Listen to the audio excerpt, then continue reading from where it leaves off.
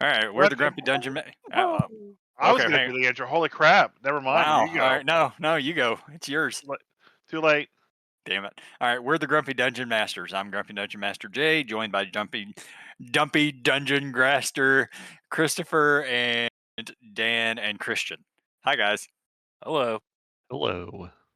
I'm All your right. dumpy thumper master. Yeah, all right. Intro over. Fantastic. And you need more practice. Yeah, we're starting a little bit late since Christopher didn't show up on time. Yep. Whoa. Whoa. What? Yep. Dan, Nope. We're just gonna move on from there. Dan said he'd be here in 10 minutes. He was here in less than 10 minutes. You showed up like 20 minutes late. I said I had to make some tea. Yeah, it takes 45 minutes to make tea, apparently. Well, he doesn't have a tea kettle. We've already gone over this. Oh, that's true, yeah. So, well, Then it first should off, take even less time if he's just microwaving that nonsense. okay, what I had to do was I had to go out and break Shining a light through a magnifying glass to heat your water.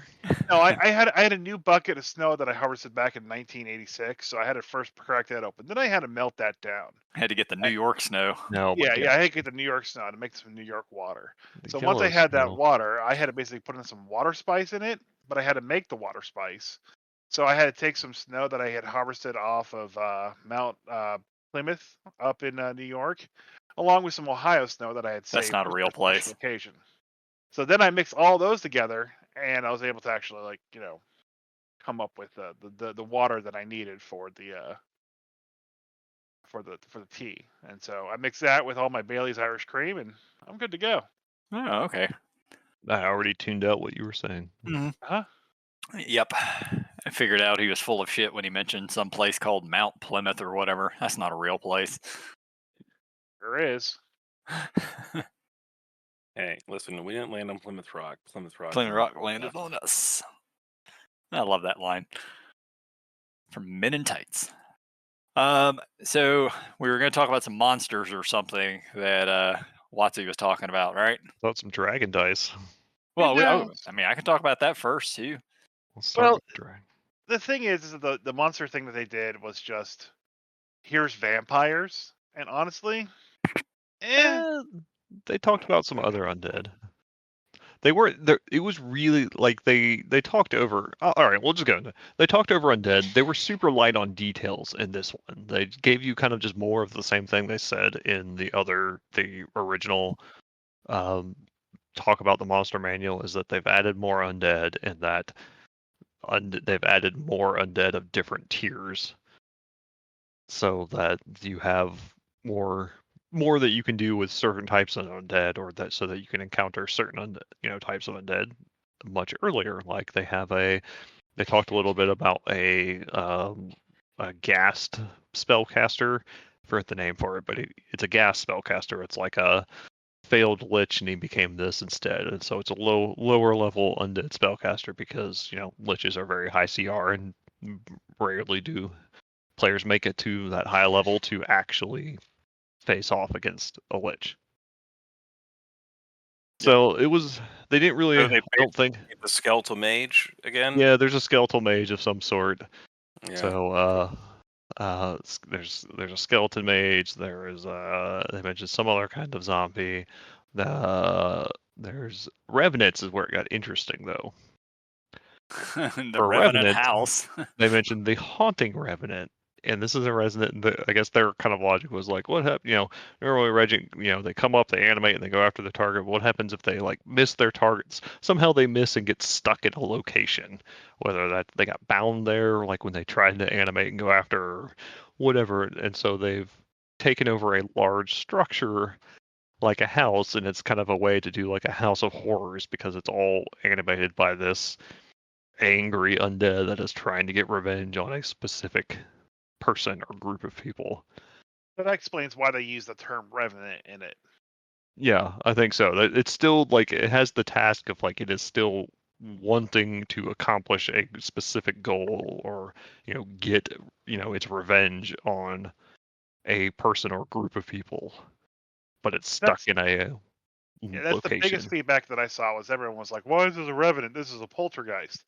And it's not a poltergeist. Let me just come out and say that It's not a 100 ghosts trapped in a structure haunting it forever. It's not built over an Indian burial ground kind of thing. Like, I understand the Revenant's weird, but they explain why it's Revenant. So, I don't know. Yeah, I mean, I think they could have easily made it a kind of like a ghost house or a way to do that at that, but yeah, their explanation is that there is, and I think their explanation is that way so that like it is not necessarily only a combat encounter. If you can figure out who that Revenant is after, there's a way to potentially, there's a potential way to appease it if you bring those people to justice or bring them to it. There is a way other than fight this animate horror house. I mean, Yeah. Go ahead. I'm cool with that. I feel like there may have been a missed opportunity for them to kind of like go crazy with like monster houses, because it just like no one really ever explained Baba Yaga's hut.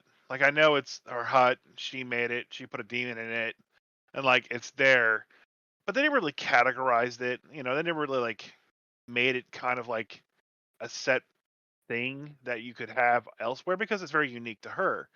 But with the Revenant house and a couple others, I feel like there's an opportunity to start creating a bunch of like really fucked up ghost houses or monster houses in a way. Like, this is something that would fit in Crooked Moon perfectly. Yeah, and I think your disappointment there comes with the fact that this is corporate owned.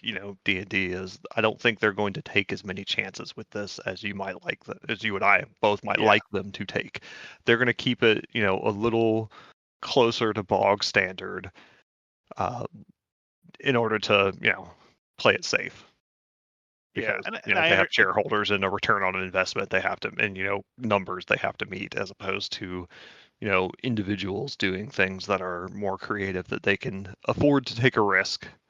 Well, maybe they can't afford to take it because they don't have all the money back, but they're willing to take a risk because they're following their creative vision more than they're following that. And not to say, I'm not trying to say the people behind this that are coming up with these monsters or that are revising the monsters don't have a passion for D&D, aren't trying to be creative. I think they're probably all doing the best that they can in the circumstances they are, and I think that there are a lot of improvements in this monster manual from the 2014 monster manual.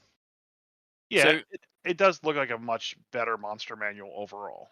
Like, let's talk about the stats of this Revenant for a second, because I already see some major potential issues. Okay, so for us, we're all very experienced game masters. This wouldn't make a damn difference to us because we're just going to ignore whatever stats it has and run what we want to do. But for a brand new DM who sees this and tries to run this, there might be a lot of confusion. So first off, it is a house, like literally a fucking house, but it has 30 feet of movement. So, yeah. I mean, are you telling me that this thing is just going to walk through a town looking for its target because it's a Revenant? Yeah, this thing just wanders up into Waterdeep. No, It gotta moves move like very it's slowly. got to move like a horror movie thing. You don't. You look over your shoulder and the house is there, and you keep walking and you look over and it's a little bit closer. You never saw it move, but it is closer to you. Yeah. See, that's a thing though, where you should have a speed of variable, and then put that down in the traits section on how it moves, rather than saying speed 30 feet. Yeah, I agree. The other thing is the way this thing attacks. So multi-attack, the Revenant makes 2 object slam attacks and uses invitation. All right, so to me that sounds like it throws things at people, or it's not exactly clear how the 2 object slam attacks work. It does Is it a say with melee, advantage or- if the target is inside the Revenant's space, reach of 10 feet, or range 30 to 90 feet. So it's like a telekinetic slam, like you throw shit, or if it's inside it, like the chairs come up from the ground and slam into a wall or something like that. It's like damage. it's like Beauty and the Beast, where all the animate furniture and stuff defends the castle. It's like when it attacks you, a chest of drawers comes flying out of the house. Start Yeah. getting your ass kicked by candlesticks. Yeah. The invitation is interesting. Like I said, for me, I know exactly how I'd make this operate, but for a brand new DM, it's not absolutely clear. DC 17, each creature in a 60-foot cone needs a charisma saving throw. On failure, the target is teleported inside the Revenant space and swallowed. A swallowed creature has total cover against attacks and other effects from outside the Revenant. While the Revenant has hit points, a swallowed creature can leave the Revenant space only by using magic that enables planar travel, such as the plane shift spell. My question, my sort of thought on this for a new DM would be, can people who have been swallowed attack? Of course, Because I would say so. But swallowed is pretty specific term of you're in the Yeah. gullet of something. yeah, but unable. It's a The- house, and two, Yeah. there's nothing that's saying you're restrained or even grappled. It's just that you can't Yeah. leave unless you leave via planar magic, such as a plane shift spell. Yeah, but I guarantee you on one of those DM resources or something, somebody's going to ask that at some Oh, damn point. absolutely. But I if you just read through the stat block again, it basically explains it, because once you're inside the thing, it has advantage to attack you on the inside. So you're not taking damage every round. You're not restrained. You're not grappled. You can run around this house. And if I was running this online, I'd have a battle map set up on the inside of the house with a bunch of furniture. Yep. And because most likely with a DC 17 charisma saving throw, even a level 10, 12 party, unless it's the That's paladin, high. Yeah. paladin's gonna make it. No one else is Your gonna make it. paladin, your bards, and your warlocks will be okay, and everyone else is going to be in It's trouble. fucked. Yeah, the wizard, the rogue, the fighter, the barbarian, definitely. They're all inside. These things are absolutely horrible against spellcasters. Yeah. Because it has a trait called Haunted Zone, which is a Constitution saving throw DC 17. Any creature that casts a spell while inside the Revenant space fails. So yeah, even if you do have plane shift, Yeah. it would think to cast it. There's a possibility it just doesn't work anyway. There's Here's a where, likelihood it doesn't. Yeah. yeah, I don't think they should have used the term swallow. This is a real, to me, like Yeah, this is more the like threat the shouldn't astral be dread. that, okay, you're transported inside the house. It shouldn't be like a monster where it swallowed you and now it's just attacking you, because that's kind of boring. It should now be, now you're in a haunted house, and to get out, you have to navigate the haunted house and solve some sort of like creepy puzzle, or do something more than just, okay, there's a thing attacking me from the inside. Like, If this was there's your a chance to monster do being something cool. presented in a module, like if this was in Curse of Strahd and this was part of like Death House or Death House Part 2 or something like that, I would say yes, because you have they went into this clearly trying to streamline stat blocks. Mm-hmm. They're not gonna have that kind of description in there. At best, you're gonna get it acts as a maze spell, but describe it as you will or something like that. Which is basically kind of what you're saying. Like a good DM will be able to make this up, so the people that are inside aren't just fucked. Other than just, hey, I attack the house. Okay, it attacks you back. Darkness. I attack the house.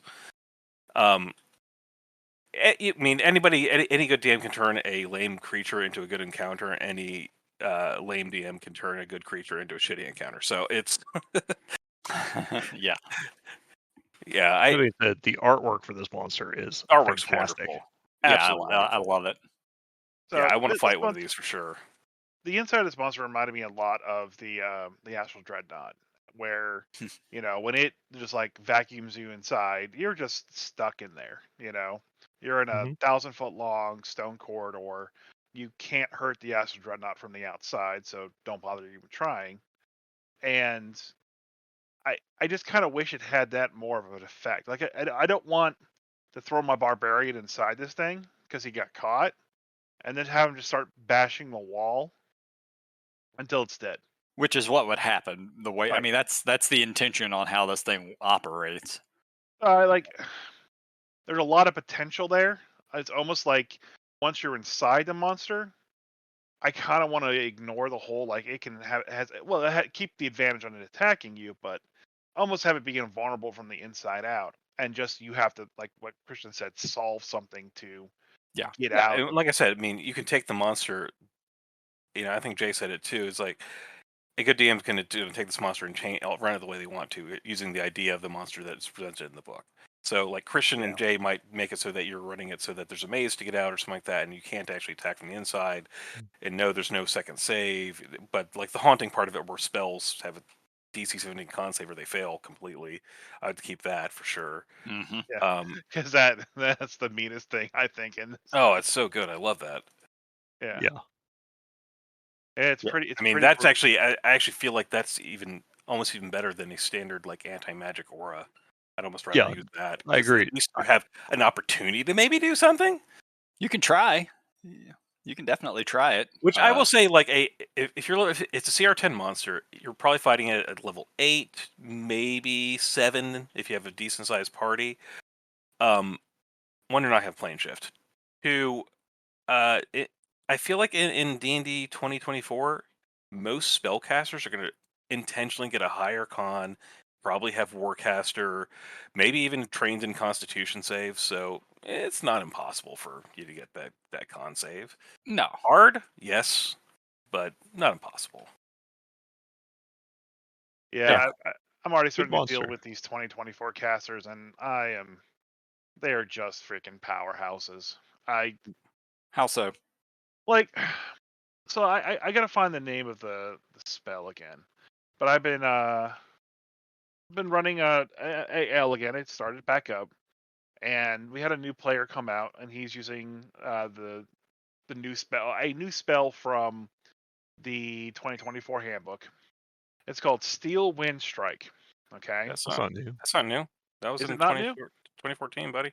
Yep. Alright, well, whatever case, High just level rangers had it if you're using Tasha's rangers. Mhm. absolutely fucking just devastating everything around. And maybe it's just a high level spellcaster and just how it feels. But like, High level spells are powerful. Yeah, Steel Yeah. Wind Strike appeared in Xantar's Guide to Everything. It was I think it was a 5th 24. level for Rangers, so it was a top tier ranger spell. Like Yeah, this was the it's a pinnacle ranger wizard spell, 5th level. Yeah. okay, well, I've never had anyone ever use it against me, and it's just been. It's hard to kill it's hard to take down the casters because, like I said, they are getting a lot more con now than normal. But it's just they have so much escape. They have so much just more AC, kind of just out of the woodwork. They have the extra feet from the get go, and most of it's durable, so they're just extra durable. Who the fuck But is a spellcaster taking durable? it's one of the free feats at the start of the game Yeah. if you pick the right background. Let me So it compare just the two. Yeah, they're identical. The two spells, I'm looking at them right now.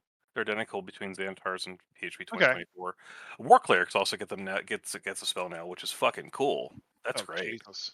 Yeah, Yeah. that seems that seems fitting. That's a 9th level spell for War cleric. I might actually play Oh, it's a War 5th level Cleric spell for also. wizards.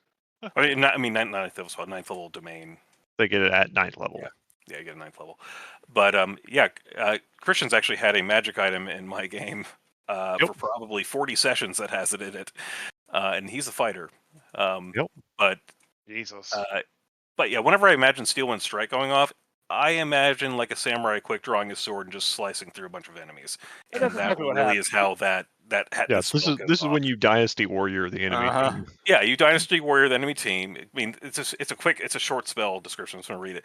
You flourish the weapon used in the casting, then vanish to strike like the wind. Choose 5 creatures you can see within range. Make a melee spell attack against each target. On a hit, the target takes 6d10 force damage. You then teleport to an unoccupied space you can see within 5 feet of one of the targets. So, like a ranger can do it, and then whenever he gets to where he lands, he can do whatever bonus action he has or whatever he's going to do after that. But I mean, it's a great spell. Absolutely it's fantastic. It just absolutely just ruffled stuff. Yeah, Christian as a fighter has used it before to Steel Wind Strike. Kill half the enemies on the battlefield, and then action surge and triple attack something. Yep. That's what you're supposed to do, right? Yeah, absolutely. That is what you're supposed to do as a fighter. But I mean, for a 5th level spell, it's not that bad. I mean, it's comparable to other 5th level spells. It's what is it? Cone of Cold is also 5th level, right? And that does 8d8 cold damage, so max of 60 versus 64 damage. Yeah, your nice Conceivably thing get about more this people with Cone of Cold, but is that you can pick your targets, and so they Mhm. don't have to be quite as grouped up. but there's also And- no guarantee you're going to hit them, though. So There is you no miss, you guarantee miss. you're gonna hit. Yeah. Well, on one hand, yeah, you're right. There's more of a chance to miss. Mhm. Because you're there's making no- multiple attack rolls, so But like there's no save. Versus half damage with this. But Yeah. you also get a chance to crit, which is what happened in. Oh yeah, Yeah. I mean, Mhm. 12d10 force damage is pretty serious business. Yeah, he crit like I have 4 done or that. 5. He used it for like two separate rounds, and crit like 4 or 5 times out of the whole thing. It was just. I'd check his dice. That's a lot of crits. Yeah. That's a lot But- of crits. Math says that doesn't all right. a really lot of crits. can happen often.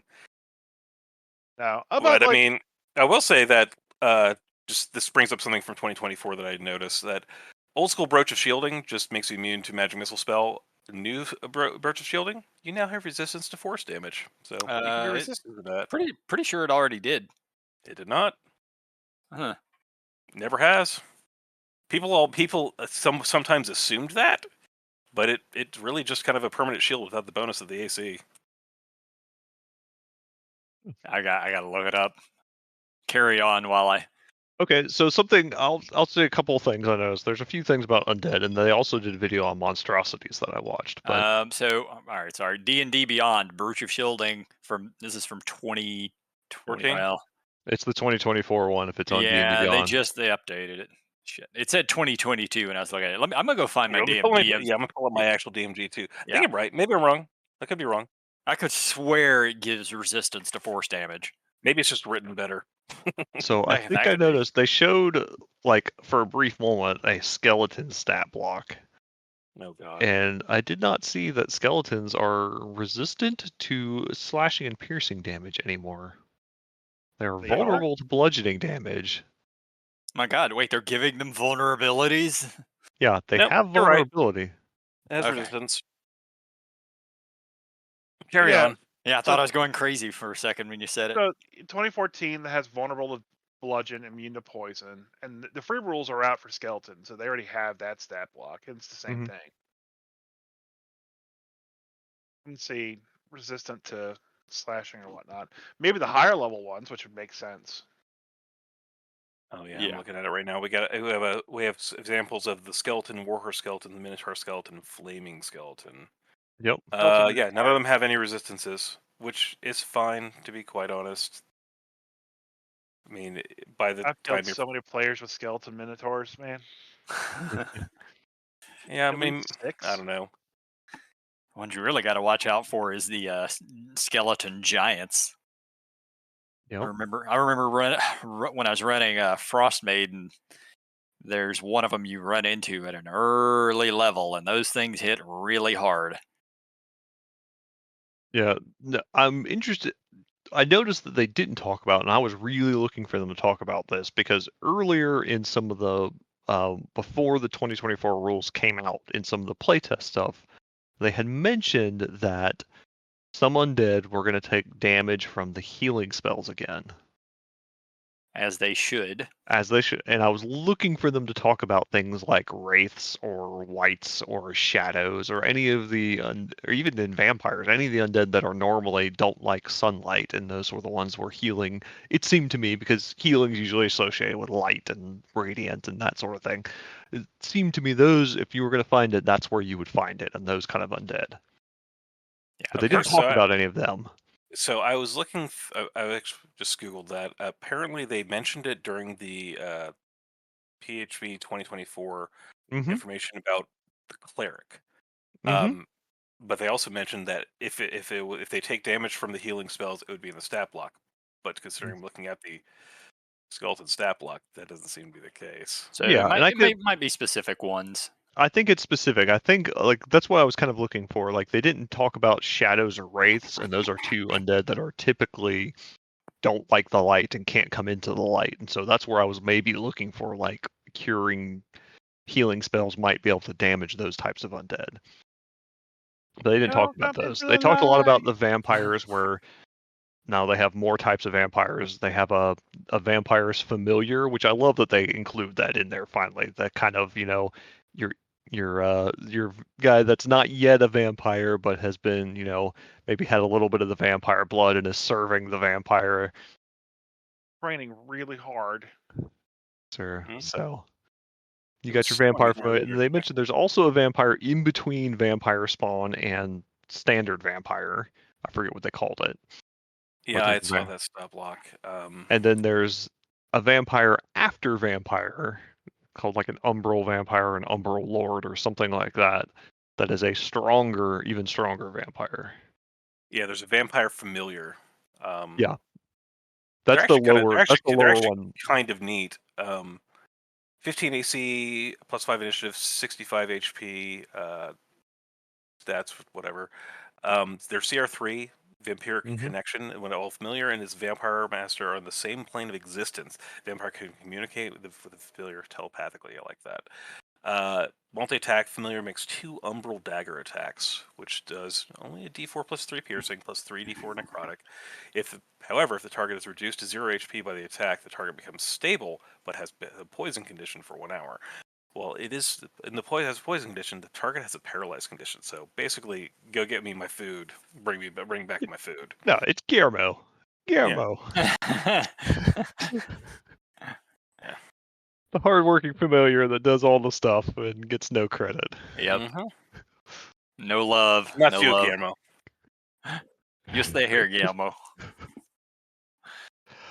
They Yeah. did talk about the new owlbear that they added, the primeval. I was going to get to that into Oh, the God. so they talked about monstrosities with the next one. There's a video about monstrosities. Where they've reclassified some monsters as monstrosities, including lycanthropes are now monstrosities, and they've kind of tried to give some sort of definition to the catch-all monstrosity category, which just has kind of usually seemed like a random, we don't know what to classify it is, so it's a monstrosity. Like a duckbill platypus. Yeah. Oh, So yes. their monstrosity definition they try to give is basically these are things that have been affected by magic or mystical forces in some way, whether a divine magic, whether a wizard's tinkering, whether a curse of some sort. This is something that has had a run-in, or it was created through magic, initially at least through magical means instead of natural means. It could be, like harpies are divinely cursed, and Medusas bear the divine curse from the Wait, ire of the gods. Does that make So it's that kind of stuff. Does that make Kenku's monstrosities? Kenkus are monstrosities now because they are divinely cursed. Where all lycanthropes are now monstrosities. Kenku's got an upgrade.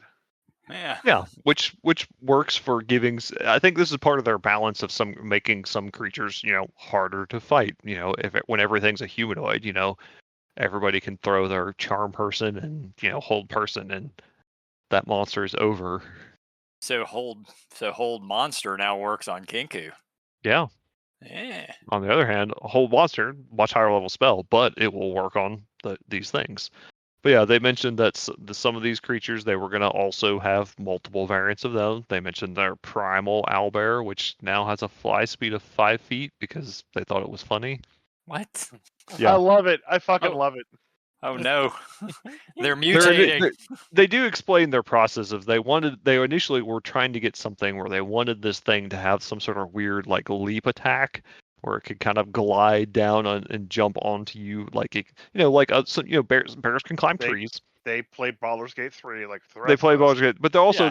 they thought they were thinking about the bears that kind of like will climb up a tree, and they were like, well, we want this to be more, it's an owl and a bear, so we want it to kind of like glide on silent wings down after you and be this threatening kind of stalker, and can kind of combine the owl and the bear more, because mostly owl bears they talk about they act just like bears. They come and they maul you and they toss you around, and it has a beak and stuff, but it's basically just a bear. The next mutation they're going to end up with is probably like flaming quill feathers or something. You're really stuck on that, aren't you? So Yeah, I am. But so they mentioned they gave it the fly speed mostly as a thing of like it's it's so that it can leap from high things and not take damage and land gracefully or whatever. Mm-hmm. But it was a little weird. But yeah, I don't think giving it glide is the right way. They should have just put something in its traits. I mean, 5 feet of fly speed isn't really. Yeah, I don't know. Yeah, It's a weird way to cover that. I mean, monks can It is- fall without taking damage. Just give them that. yeah. Part of me, on the other hand, says I'm delighted that they just did something weird that they thought was funny, and did it if that they were able to do something weird that they thought was funny for no other reason that they thought it was funny. Like, that's the kind of stuff you want to see your designers do sometimes. Yeah. It's just they're having a good time and they did something weird because they could. And they actually got it passed. And they got it passed. And that's the stuff that I do like to see, that there's still some spirit there. They're like, we thought this was weird and fun, so we did it. I don't care if it makes sense. I don't care if you like it. We just wanted to do this. Yeah. Yeah, there's some other stuff that was presented in the Monstrosities. The Centaur Warden, Nature's Noble Guard, which are higher CR than Centaur Troopers, I think they're called, which use pikes and longbows. They use a staff, Staff of Nature, Force Staff, that deals bludgeoning and poison damage. They tend to be frontmen of other fey beings. It could be important NPCs. It can be used, the character to seek out. It has a couple of story ideas there. They can speak with animals at will. So if the party doesn't have spellcasters, they can spellcasters that can cast it. They can use the Centaur Warden and good NPC to help communicate with beasts for story reasons and so on. So they're kind of neat. They also have a sunray attack. That's kind of neat. Huh. This one I thought was really cool. The Violet Fungus Necro Hulk. Witness death in bloom. I'm in. Whatever this is. It's a variant of Violet Fungus that's almost as much fun to say as it is to unleash in combat. Violet Fungus Necro Hulk is what happens when a Violet Fungus colony fuses with an ample heap of decay. It's basically a Violet Fungus shambling mound, is what it looks like. Man. So it has a special ability called Absorb Body. And it can graft a small or medium creature onto its body. If you're grafted onto the creature, you are restrained. And if it dies while grafted, the creature's body is destroyed and is then absorbed and then heals the Necro Hulk. That looks fun. That's a CR7 monster. There's also a Cyclops Oracle, keeping one eye to the future. Yep. So these guys seem more like potential NPCs, temporary allies sort of thing, more so than some monster you fight. But I mean, of course, it's got plenty of ass to deal with. It's a CR10 giant that has access to something called Radiant Strike, which is a melee attack that delivers a whopping amount of radiant damage. I don't know what a whopping amount might be, but a lot. A ranged attack, which is called Flash of Light, which also deals radiant damage and gives its recipients disadvantage on attack rolls against the Cyclops until the end of the next turn. They can have a ton of divination spells, can help track items and uncover lost lore. But yeah, they even say this Cyclops Oracle might make an interesting ally, or at least an informant instead of an enemy. So. Yep. Yeah, I thought at first when they showed off that fungus thing that it was actually something from Magic the Gathering. Well, and I was hoping oh shit, they spoiled another playing book or something like that. But it looks close. There's a monster in Magic the Gathering called Slimefoot, the Stowaway, and he's like a sentient spore fungus giant thing, and it looks, he's purple and gray, but he doesn't look anything like that. But I thought that's what it was at first, since they do share artists, so things kind of bleed together sometimes. Yep.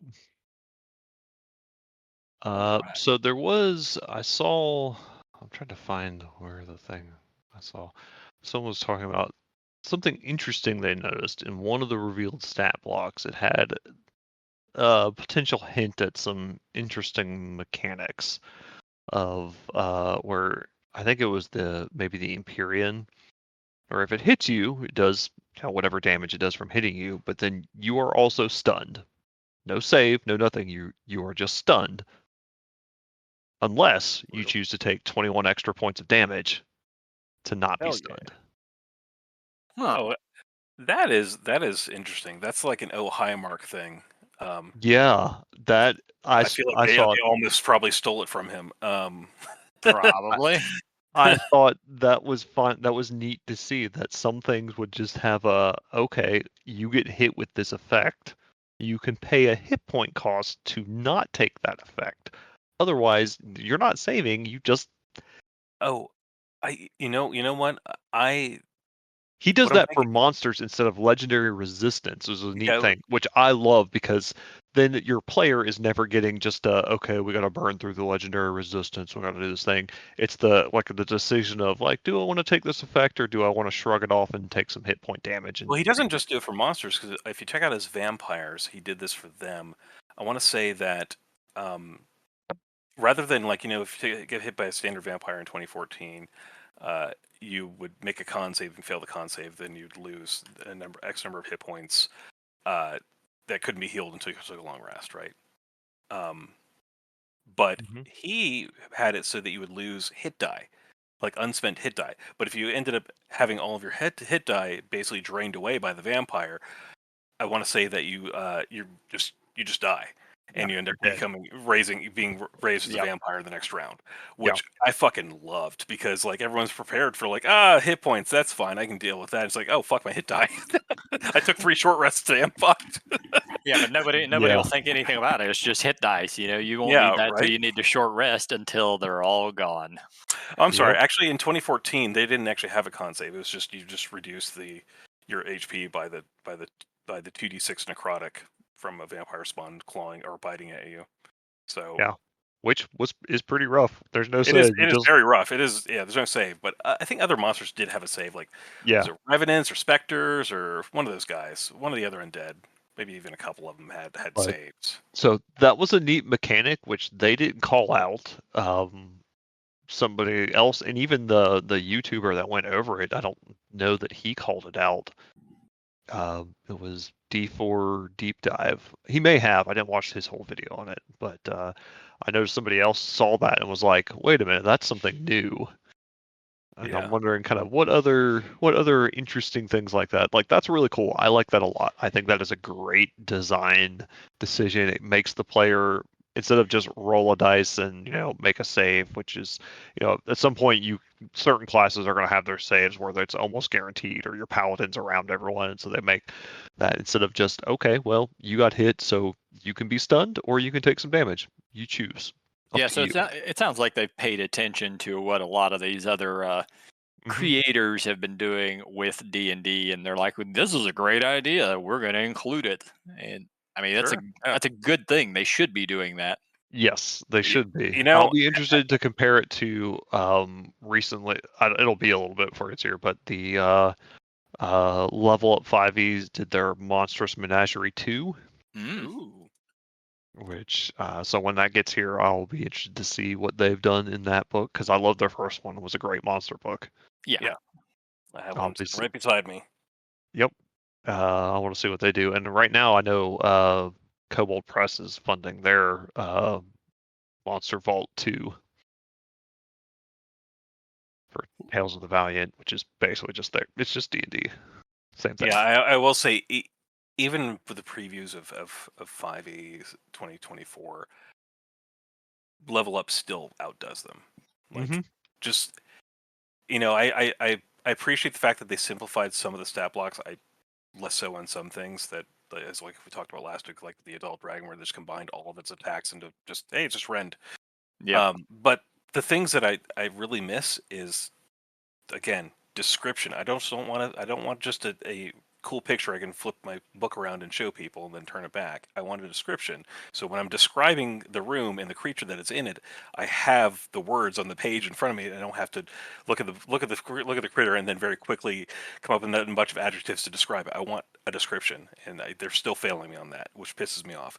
But Level Up Yeah. 5e also had legends and lore, where with an Arcana or a Legend check, the characters can learn the following at DC 5, DC 10, DC 15. And then it gives you sample encounters and sample items that may come with it. Like, for example, they have energy modes, which are their take on Will-O-Wisp, or CR3 or 4, Will-O-Wisp or Shadow with 2d4 energy modes. Treasure, defective guttering flame tongue sword. Instead of 2d6 extra fire damage, the sword deals a d6 minus 3 fire damage with a minimum of 0. I mean, that's great. That is a great just sample encounter that you don't have to think too hard about. It has Um, things like monster signs, so like when players are in the area, you can give like, "Hey, you see this kind of thing," and players can be like, "Huh, what could that be? Is that a this kind of monster?"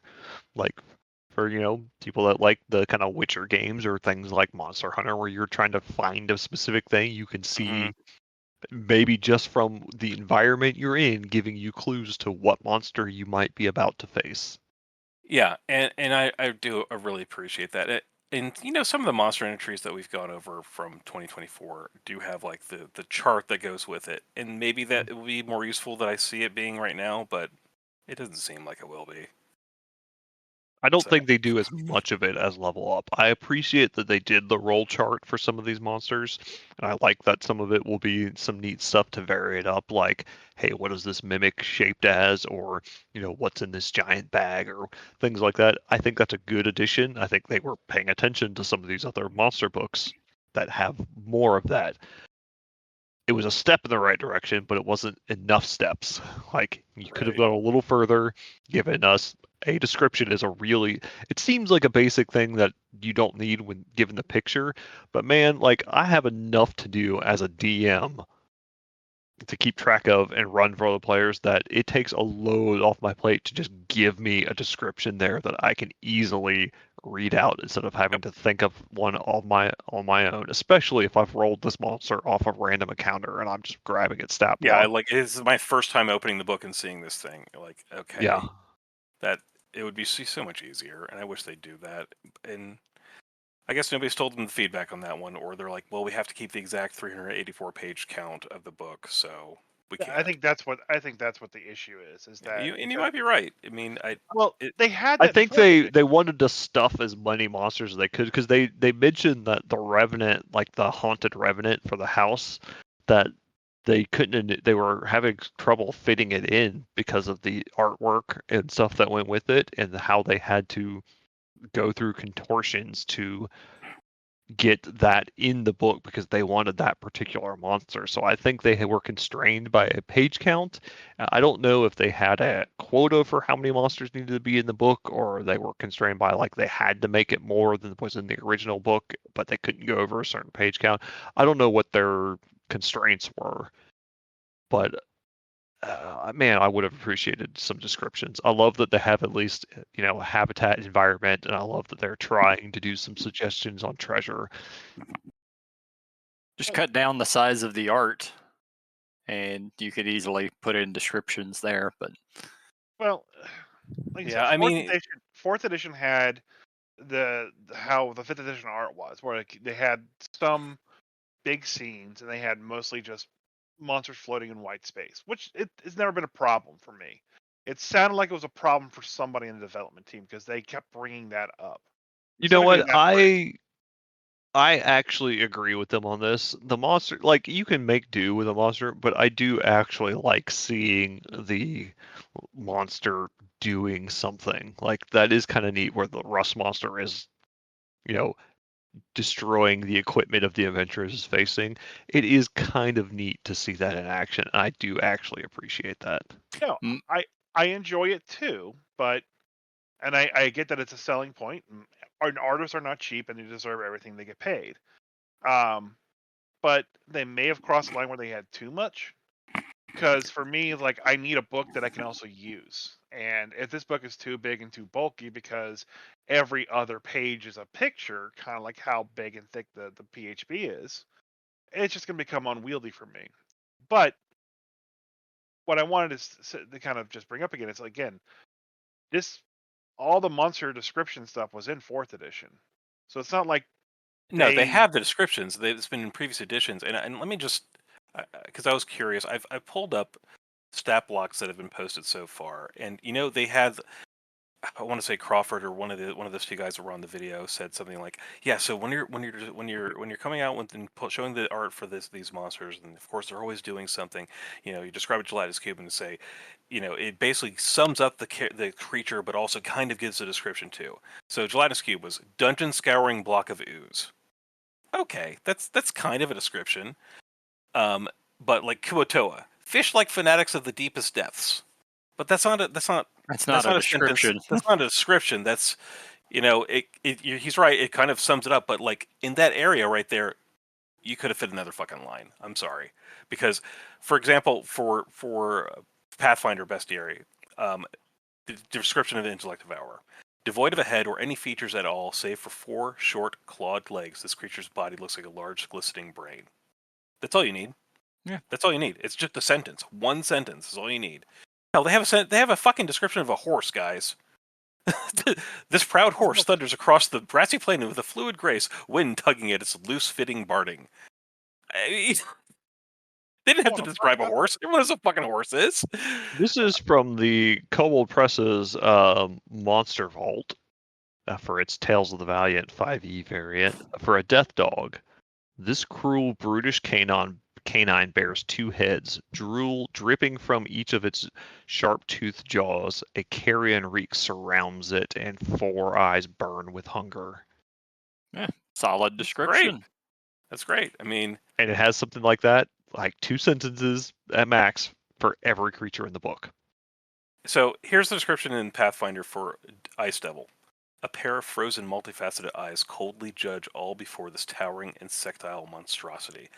You can close your eyes and fucking see that. Like, I'm looking at a cool picture of it, but I don't have to see the cool picture of it, because there was a sentence that had adjectives and descriptors that told me what I'm looking at. Like, if I turn the page around and it's on the devil section, people are just going to know, oh, it's the fucking Ice Devil. Because we play with people who've played a lot of times. But if I describe it as a multifaceted eye, coldly judging all before the towering insectile monstrosity, there's something that's, like, left to imagination there. I mean, my description of the Ice Devil, what I used in mine. the thing is, like, the Shadow Dark book in general is just a million times better than the 5e stuff has been. It's black and white, minimal text on nearly everything, and even their monsters have descriptions. Like clay golem, a towering, faceless humanoid shaped from glistening clay. It's one fucking sentence. But that's all you need. Now there's no picture, but I understand what that means. Yeah, and that is... Yeah, I don't know how much more I can complain about it, but yeah, it's the same thing. So here's the clay golem from Pathfinder. The slumbering figure is sculpted from soft clay. It wears filthy rags and crude jewelry, and his face is only vaguely humanoid. Don't have to see the picture. I know what it is. Same thing for flesh golem. This hideous monstrosity, crafted from body parts stitched together with thick string, wire, and metal scraps and staples, lurches forward in horrific life. Yeah. I just pictured Frankenstein's monster. Okay. Yeah. I mean, it's... Now, all of that being said, we haven't actually seen the new manual. So and even the ones they're publishing mostly just like the stat block itself and not the other text that goes along with it. So maybe we will actually see some descriptions there with it, and that will be a little better. But so maybe too optimistic. Maybe the last 10 minutes of our conversation has been us being dumbasses. We'll have to wait and see. I would happily take that. If they give descriptions in it, I would be happy to show up, and I will be the first one to say, hey, I got the book and I was totally wrong. They did it. They listened and they put descriptions in, and we were idiots to be worried about it. Well, Christian, I just sent a link to you of everything that people on Ian World have compiled. It's the full description of from skeletons from beginning to end. And there's no description. Oh, no. It remains ossified to evil. Yeah, Ian World. Morris is usually on top of this. He's the guy that runs Ian World. I mean, he's also the guy behind Level Up Advanced 5e. Yeah. So, here's gelatinous cubes. Yeah, devouring, scouring black ooze. Yeah, that's... What I like too is that Mike Whirls on his Twitter was complaining that the gelatinous cube has breaks in the rules. Essentially, basically, the gelatinous cube is supposed to be invisible, but it's transparent, so you could do like a perception check to find it. But if it's invisible per the stealth rules on how it's written in 5e, it should never be able to be perceived. And he was working on it at that point in time, but since he got let go, he's just been kind of seemingly trashing 5.5 a lot. Yeah, I think some of that is. I mean, he got let go, so he might have some bitterness in his heart there. I mean, I would. Yeah, so that makes it a little not exactly a unbiased criticism. Yeah. Even when the cube is in plain sight, a creature must see notice of the creature. I mean, I don't think that breaks the rules. Like, you could look at his thread where he talks about it and how So the it literally way just stealth says, even works. when the cube is in plain sight, a creature must succeed at a DC 15 Wisdom Perception check to notice the cube if the creature hasn't witnessed the cube move or otherwise act. I think that's fine. Yeah, sounds fine. I don't see any issue with that. But I'm seeing this thread, and like, here's the post for like a gargoyle, and it has the whole like text block and stuff that goes with it. Gargoyle is a sculpted sentinel hidden in plain sight.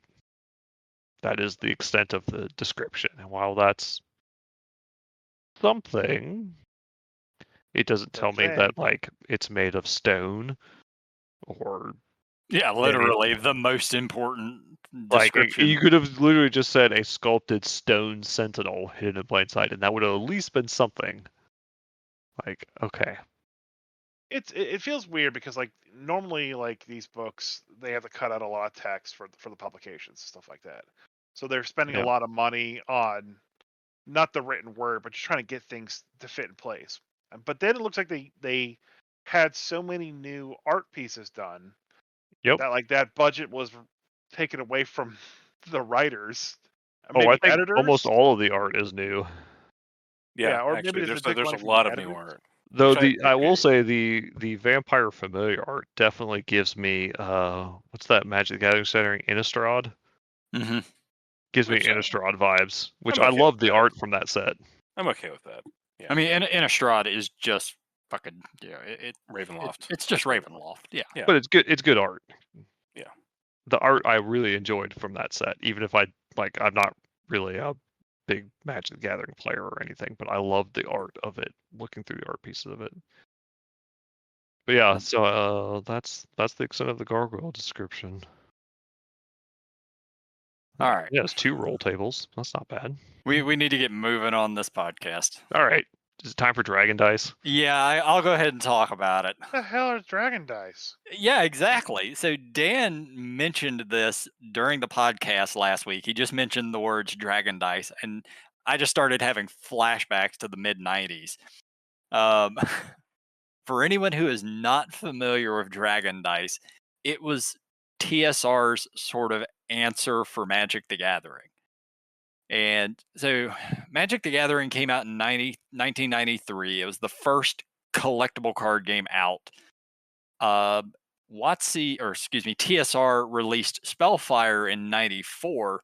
It sort of to try to compete with them since they already had the Dungeons and Dragons brand. We'll just and they had all this art that they were in control of, so they're like, just slap it all on there, no big deal. Right, but then you still run into game design issues. And while Spellfire is fine, it plays fine, it's not Magic the Gathering. No, it's not. So far superior. Yeah. So to sort yeah, Move totally. along.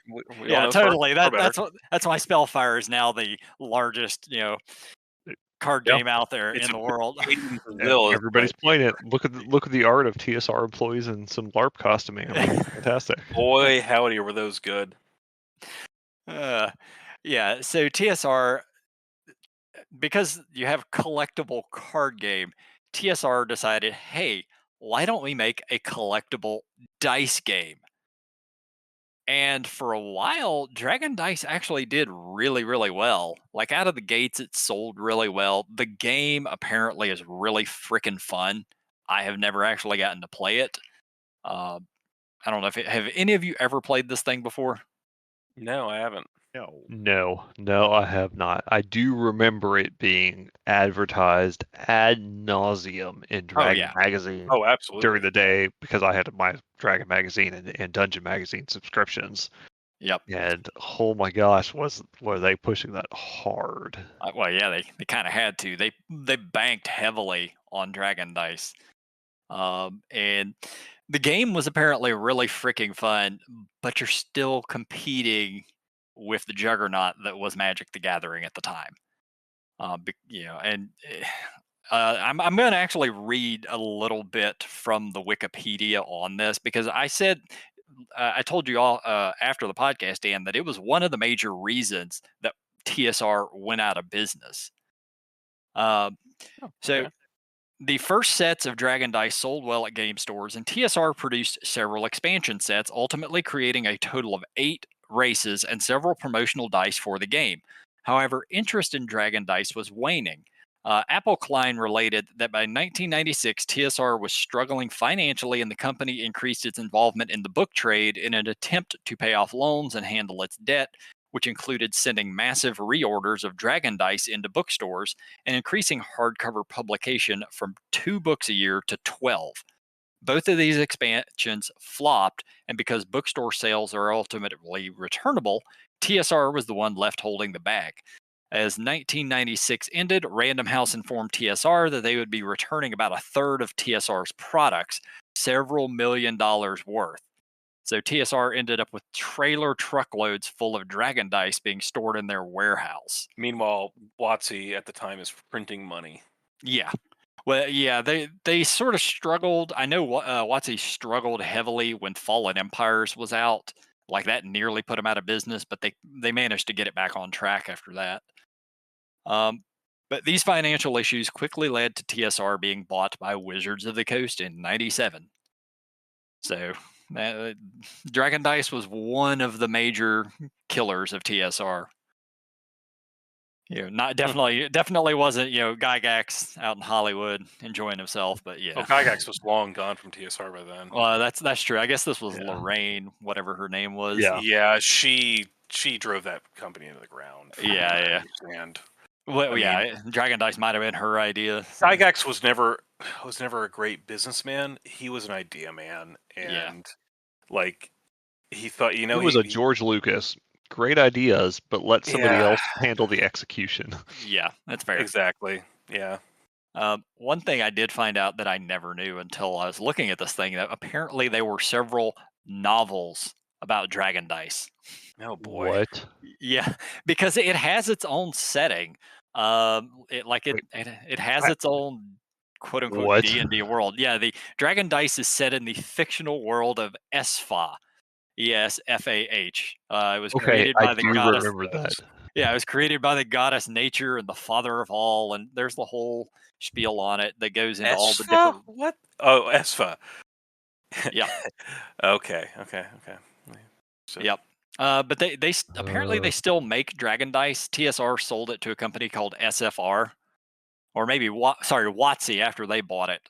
Sold it off to SFR, who added some more races, and now there's apparently 14 different playable races in Dragon Dice.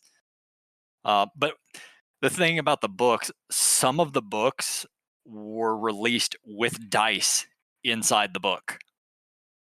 So there's made it even more collectible, I'm sure. Oh yeah, no, it definitely did. So there's one in '96 called Cast of Fate, written by Alan Varney. It's a 310-page book that contained a new ivory Dragon Slayer die in a hole cut through the pages of the book in the bottom right corner, with all the text arranged to accommodate the hole. That's actually kind of cool. I love it. That's pretty cool. I got it on eBay immediately. I had to look at this.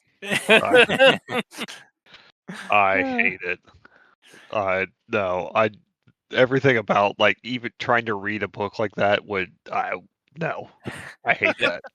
Yeah, that because try reading House of Leaves. Yeah, I have, and that bothered me too. It's in the lower right corner, right where your thumb would sit. So House of Leaves.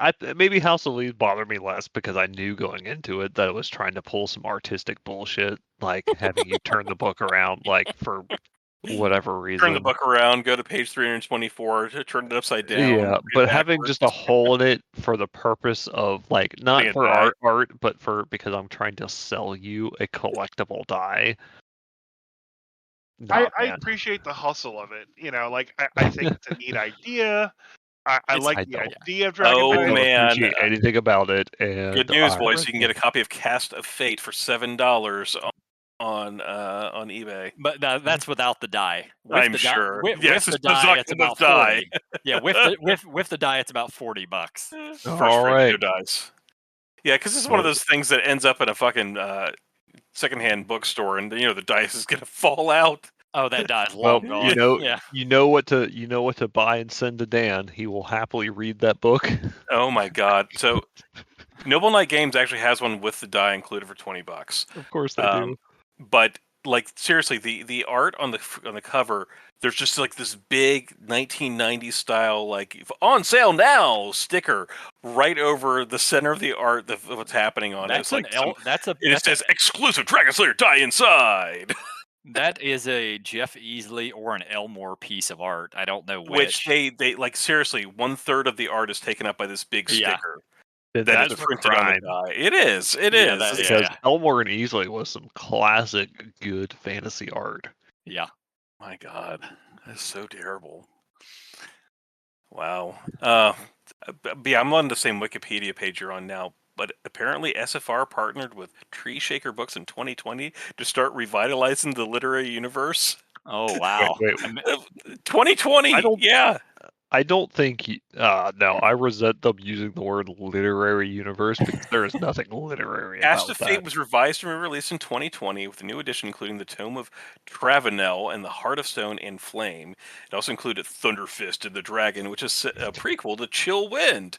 All right, which is I'm all in on Thunderfist More Dragon. more I want books to know came out more in about that dragon. 2021 and 2022. 2022 released Secrets of the Shadowlands, and the second omnibus, the Syrian Songs, which collected Chillwind, Eye of the Storm, and Secrets of the Shadowlands.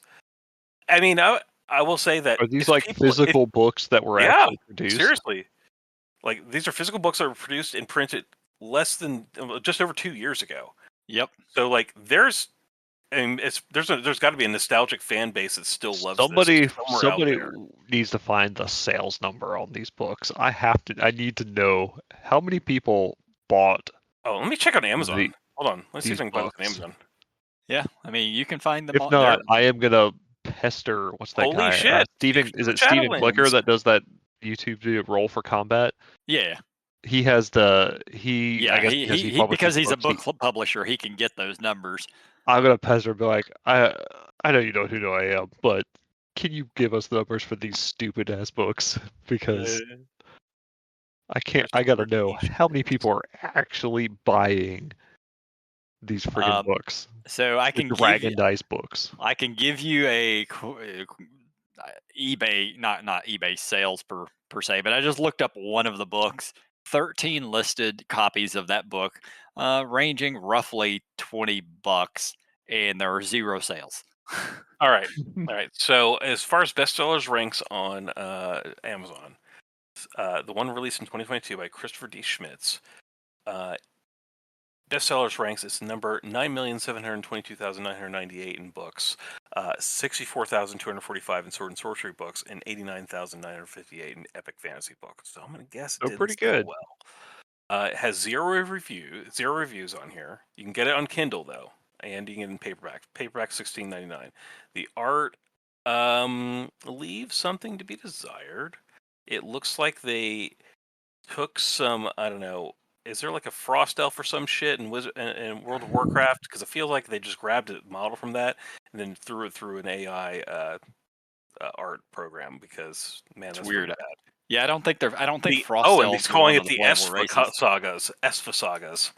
Yeah, but I will say I it's have probably no a shade coral on elf. whatever authors, because I'm sure these are contract authors that they're getting to write these books. And kudos to them for getting in there and getting their money to write whatever contractually obligated stuff they have to write for this stuff. So What is the aggregate? Goodreads. I'm gonna check it on Goodreads. So why hasn't SFR released a tabletop role playing game for this? I don't know. Tell us next week. Well, yeah. Maybe hell, maybe we can get somebody on here. Yeah, buy me a contact info, man. I'll contact them immediately. I mean, it would be interesting. There to talk are to. no reviews on on the Saga's books, unfortunately, on Goodreads. I would actually be interested in knowing, like, if they have an idea of like how many people like play Dragon Dice and like how many people purchase these dice and play the game and their They have to books be and, like, selling some, otherwise they wouldn't be in business yeah, doing if they're this. still doing it, it's got to be doing something. I mean, there are enough crazy people out there buying crazy old games that I could dedefinitely see It's that it's people are buying it. Yeah.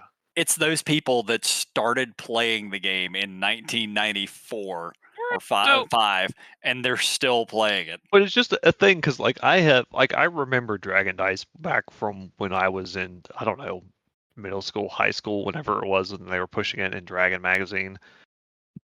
So I remember them seeing it. I never picked up any, and I don't think I've ever met anyone that has actually played the game. I don't think I've ever seen it played at Dragon Con or any other convention that I've been to. No, I haven't either. My local So, game stores had tons of them hanging up on the wall, but I never because no one bought them. no one ever bought them at my store. All right, So guys. I really, like, I had no idea this was still going on, and I'm really interested to know, like, There are who. 9 books in this series. I've gone a deep dive here, and there are actually some reviews on the earlier novels, by the way. They are not terribly reviewed, to be honest. Like this guy, this writer, Christopher Schmitz, he's pretty prolific. Like I don't know that he's necessarily a contract writer for this. Maybe he was originally, but he continued writing 9 fucking books of this. Let me see if I Same can guy, get all the books? He's at least involved in all the books, yeah. Does he write other books? He does. He's got like 500 books on here. I'm not joking. There's a lot of books. Ooh, wow. Oh. I'm trying to find. I don't know if I need to make a Goodreads login to see if I can see the reviews. All right. Well, but yeah, I'm gonna link you guys the Saga's Goodreads homepage. Yeah, I don't know what. I'm very excited. I'm just fascinated by the fact that this is a random weird thing that I remember TSR pushing back when I was a kid. And Yeah, a collectible dice game. I love the idea of a collectible dice game. Yeah. It But really does sound. I very don't remember enough about the rules. I remember seeing the articles about it in Dragon that I Well, you passed can over go because to I the didn't have website the and rules. download the rules right now.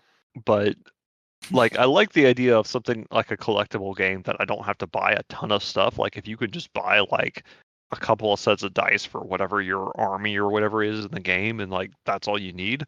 I love that. That's cool that you don't need to buy I mean, tons of stuff to play the game.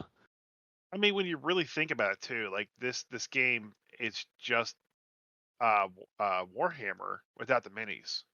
Yeah, you're using dice instead of the minis, so you're Yeah. simulating whatever's happening just with the roll of the dice, and right. I think that's the general idea. yeah, every 6-sided die or 10-sided die belongs to a race and are equal to a unit. So yeah, that's basically. Guys, there was a Kickstarter last year. Why I just didn't we know about this?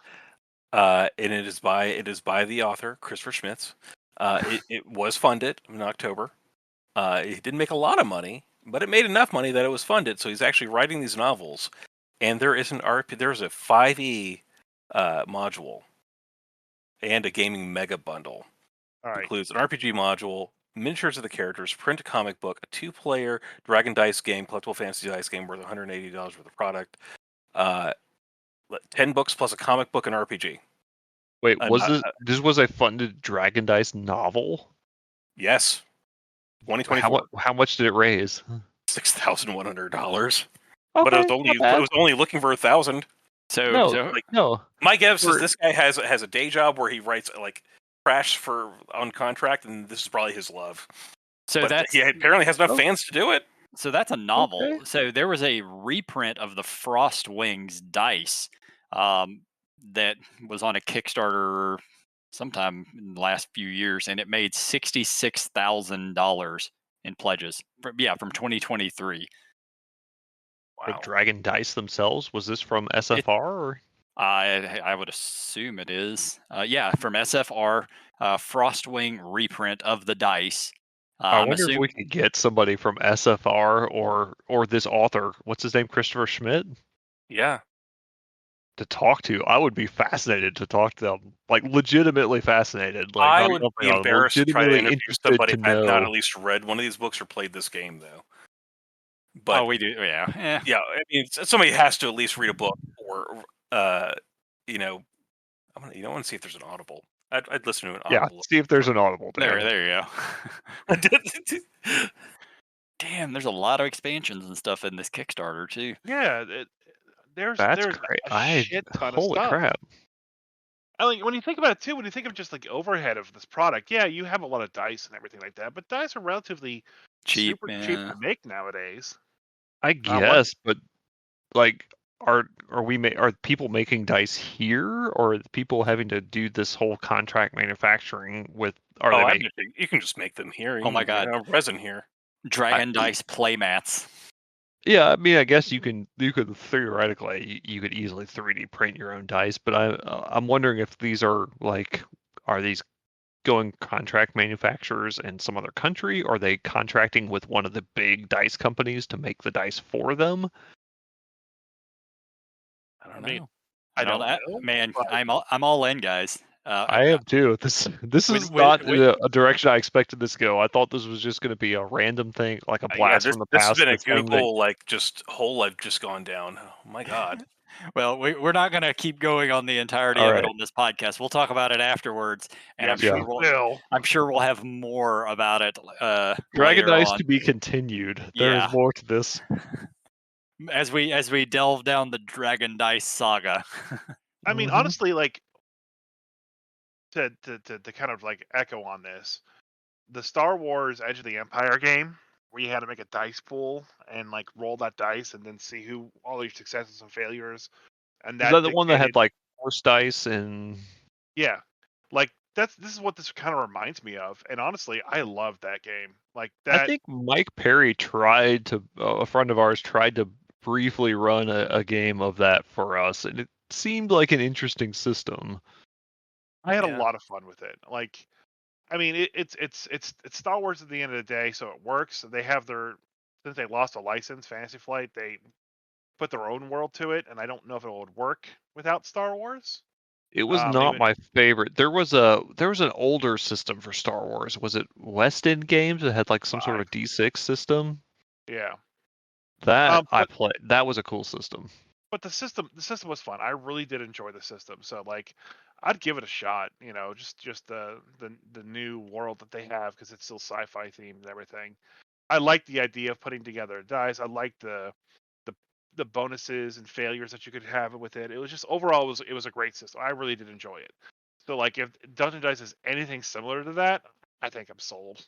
Like honestly, I need a Dragon good Dice. board game. I need to spend more money instead of magic cards. I know, right? Yeah, you do. Yeah, I do. Yep. WotC, stop taking my money, man. It's not WotC. Yeah, it is. Dragon Dice isn't. No, I meant I Yeah. need WotC to stop taking my money because they're still doing it. They suckered me in recently too because they had the new Acererak treasures out there, and they showed that there was there's 50 sets that have or they made 50 gold plated sets, and they have 50 gold plated Vecna coins. Someone at my LGS opened up one of the gold plated Vecna coins, and I'm like, I really want to buy that. And the store owner's like, yeah, he's up for selling it, so maybe I'll get it. Who knows? I don't know how much a gold plated coin is. Old If it's an actual gold coin, it's going to be a pretty penny. Well, then I'll just. Not All gonna right. bother. All Yeah. right. It's a long-term investment if it's actual gold. Yeah. Vecna Alright. coin. Yep. All right. I think that's enough. We're out of Yeah. here. We're good. Bye, Craig. Bye, Craig. Buy some Dragon Dice.